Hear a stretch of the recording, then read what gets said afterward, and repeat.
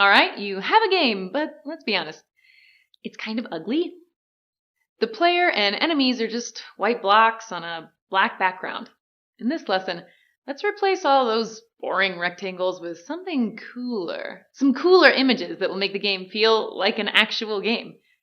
But before we start, create a new REPL and name it PGD14 Sprite Images. We also need some additional images to use to upgrade our game. You can use images that we created, or heck, you can create your own.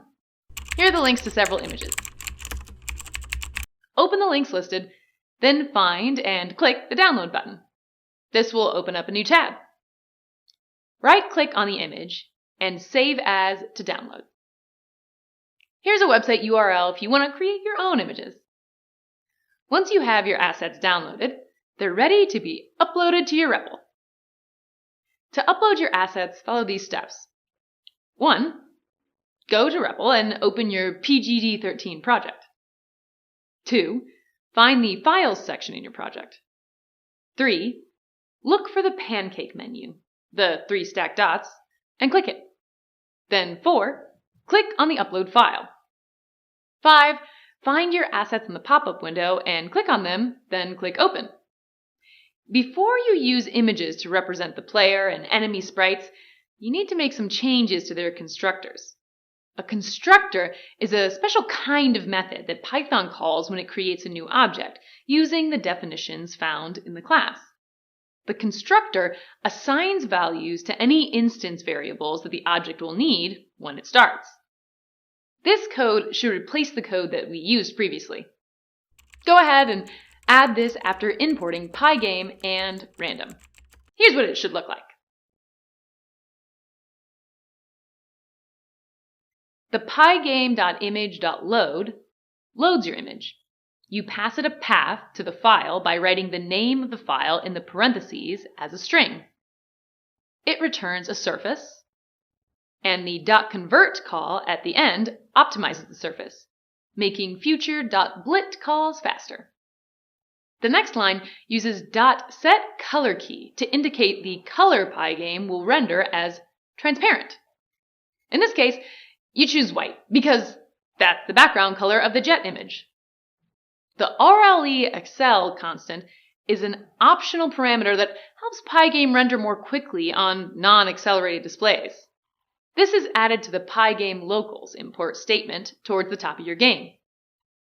Replace the 2 lines after super in your REPL with this code. The init uses .super to call the init method of Sprite, which allows us to change the surf of an image instead of a simple shape. SetColorKey is used to set a transparent color for our Sprite image. RLEXL is used to help render things quickly since they're going to be moving. Nothing else needs to change. The image is still a surface, except now it has a picture painted on top of it. You still use it in the same way. You finished adding objects to the player class. Now, for the changes to the enemy class. We're once again adding our image using pygame.image.load by entering the file name for the enemy. Remember that init uses .super to call the init method of Sprite, which we can then use to add our image. Next, let's add the uses setColorKey to indicate the color Pygame will render as transparent. In this case, we choose white because that's the background color of the jet image. To keep the game fun, we want the starting position and speed to be different each time it's played. Remember the random function? Let's add this code after setColorKey inside the enemy class. Here's what you should have in your editor.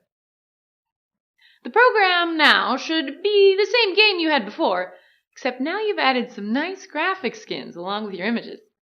Make sure to test your code. Alright, nice job! I'll see you in the next lesson.